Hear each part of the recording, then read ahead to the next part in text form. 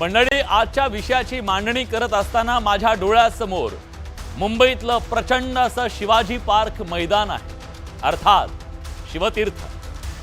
शिवसेना नावाच्या आग्यामोहळाला जन्म घालणारं हे मैदान, ज्या मैदानावरून प्रबोधनकार ठाकरेंनी सांगितलं, आजवर ठाकरे कुटुंबाचा असलेला हा बाळ मी या महाराष्ट्राला, मराठी माणसाला देऊन टाकला। ज्या शिवसेना प्रमुख बाळासाहेब ठाकरेंच्या लाखांच्या विराट सभा ज्या मैदानानं पाहिल्या, ज्यानं गर्दीचे अनेक उच्चांक मोडून काढले, जिथून बाळासाहेब ठाकरेंच्या घणाघाती भाषणांचा तोफखाना धडाडत राहिला, देश त्यांना ऐकत राहिला, जिथून बाळासाहेबांनी शिवसैनिकांच्या मनात मराठीचा, हिंदुत्वाचा अंगार चेतवला, ज्या मैदानाच्या साक्षीनं शिवसेना नावाचं वादळ महाराष्ट्रभर घोंगावत राहिलं। एक नेता, एक मैदान आणि एक विचार, हा जवळपास 5 दशकांचा अद्भुत प्रवास ज्या शिवतीर्थानं अनुभवला, ते शिवतीर्थ आणि तिथला दसरा मेळावा ही शिवसैनिकांची जणू ओळख बनली। दसऱ्याच्या दिवशी लाखोंच्या झुंडी शिवतीर्थावर धडकायच्या, असं हे मैदान महाराष्ट्राच्या आणि ठाकरेंच्या अनेक राजकीय स्थित्यंतराचं साक्षीदार राहिलं। महाराष्ट्रात पहिलं बिगर काँग्रेस सरकार आलं, त्याचा शपथविधी बाळासाहेबांनी याच मैदानावर घेतला आणि बाळासाहेबांचा देहही याच मैदानाच्या कुशीत विसावला। त्यामुळे शिवतीर्थ हा शिवसैनिकांचा हळवा कोपरा राहिला। पुढे उद्धव ठाकरे आणि राज ठाकरेंच्या राजकीय कारकिर्दीत सुद्धा शिवतीर्थाचं महत्त्व कायम राहिलं। पण या शिवतीर्थाच्या साक्षीनं 2 दशकांची ठाकरे बंधूंमधली राजकीय दिवार निखळून पडणार आहे असं कळतंय। दोघा भावांनी आज 3 तास चर्चा करून एकत्र येण्याचा निर्णय घेतला आणि तो निर्णय, त्याची घोषणा त्याच शिवतीर्थावर होणार आहे। दसरा मेळाव्यात उद्धव ठाकरे आणि राज ठाकरेंना एकत्र शिवतीर्थावर ऐकण्याची पर्वणी शिवसैनिक आणि मनसैनिकांना असणार आहे। ही महाराष्ट्राच्या नव्या राजकीय समीकरणाची नांदी असेल, पण या सगळ्यातून काही सवाल निर्माण झाले। काळ बदललाय, परिस्थिती बदलली आहे। अशा वेळी 2 दशकांचं मनातलं अंतर मिटवून जवळ येणाऱ्या ठाकरेंना खरंच आज सत्ताधाऱ्यांच्या समोर आव्हान उभं करता येईल का? एकत्र येणं ही त्यांची राजकीय अपरिहार्यता आहे की त्यांची रणनीती आहे? दोघांचे भिन्न स्वभाव आहे, काम करण्याची हटके स्टाईल आहे, एकमेकांना ती मॅच होईल का? ठाकरेंचा करिश्मा आजही टिकून आहे का? भाजपच्या बलाढ्य यंत्रणेला करिश्म्यानं मात देणं खरंच शक्य आहे का? ठाकरेंचं एकत्र येणं कुणाच्या मुळावर उठू शकतं? महाविकास आघाडीतल्या पक्षांना ठाकरेंचं एकत्र येणं रुचेल का? आणि सगळ्यात महत्त्वाचं, केवळ मुंबईत पत्रकार परिषदा घेऊन हा महाराष्ट्र पादाक्रांत करता येईल का? वर्किंग स्टाईल ठाकरेंना बदलावी लागेल का? निमित्त ठरलं ठाकरे बंधूंची 3 तासाची भेट। सर्वात हाय व्होल्टेज भेट, राजकारणाला कलाटणी देणारी भेट। शिवतीर्थावर ठरलं, शिवाजी पार्कवर घोषणा।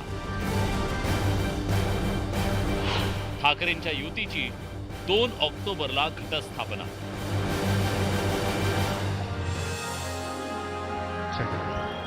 अखेर महाराष्ट्राची प्रतीक्षा संपली। गेली 2 दशकं जे शिवसैनिकांच्या मनात होतं, ते 2 ऑक्टोबरला शिवाजी पार्कवर जाहीर होणार आहे। ठाकरे बंधू एकत्र येणार, अधिकृत घोषणा दसरा मेळाव्यात होणार आहे। आणि हा निर्णय झाला तो उद्धव राज ठाकरेंच्या भेटीत। आज सकाळी महाराष्ट्राच्या नजरा लागल्या होत्या त्या राज ठाकरे आणि उद्धव ठाकरेंच्या भेटीवर। अचानक झालेल्या या भेटीनं सगळं राजकारण ढवळून निघालं। तब्बल 3 तास दोघे भाऊ चर्चा करत होते आणि सगळ्यात महत्त्वाचा निर्णय झाला तो युतीच्या अधिकृत घोषणेचा। राजकीय वरिष्ठ सूत्रांनी जी आपल्याला माहिती दिलेली आहे, शिवसेना ठाकरे गट असेल किंवा मनसे यांच्याकडनं आपल्याला माहिती मिळाली आहे, त्यानुसार येणाऱ्या नवरात्रीमध्ये ठाकरे बंधूंच्या युतीचे गट बसणार आहेत आणि येणाऱ्या दसरा मेळावा म्हणजे 2 ऑक्टोबर रोजी दसरा मेळावा होणार आहे। या दसरा मेळाव्यामध्ये छत्रपती शिवाजी महाराज मैदानामध्ये दोन्ही ठाकरे बंधू एकत्रित येऊन अधिकृत युतीची घोषणा करणार असल्याची माहिती जी ती वरिष्ठ सूत्रांनी दिलेली आहे। बुधवारच्या भेटीत उद्धव ठाकरेंसोबत होते संजय राऊत आणि अनिल परब, तर राज ठाकरेंकडून बाळा नांदगावकर. त्यामुळे ही भेट व्यक्तिगत नाही तर राजकीय होती हे स्पष्ट दिसत होतं. पण अजून तरी नेते बोलायला तयार नाहीयेत. त्यात कोणताही राजकीय कार्यक्रम नव्हता.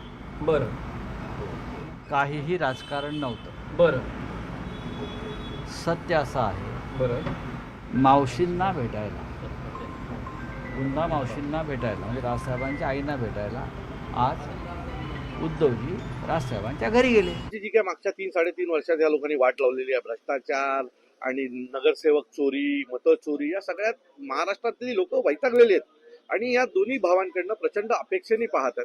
आणि मला असं वाटतं की ही महाराष्ट्रासाठी आनंदाची गोष्ट असेल की आज या दोघा भावांनी किमान सुरुवात केलेली आहे आणि याचा जो काही शेवट असेल तो महाराष्ट्राच्या विकासाचा असेल, मराठी माणसाच्या हिताचा असेल, एवढं तुम्हाला खात्रीने सांगतो. बुधवारच्या भेटीनं महाराष्ट्राच्या राजकारणात नव्या अंकाची सुरुवात झाली आहे.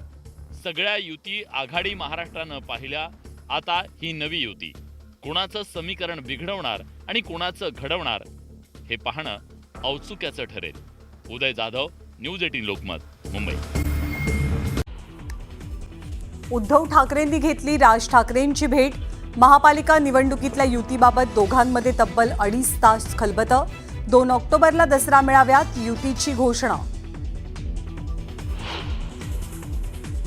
ठाकरे बंधूंमध्ये युती झाली तर उद्धव ठाकरे महाविकास आघाडी आणि इंडिया आघाडीतनं बाहेर पडण्याची शक्यता.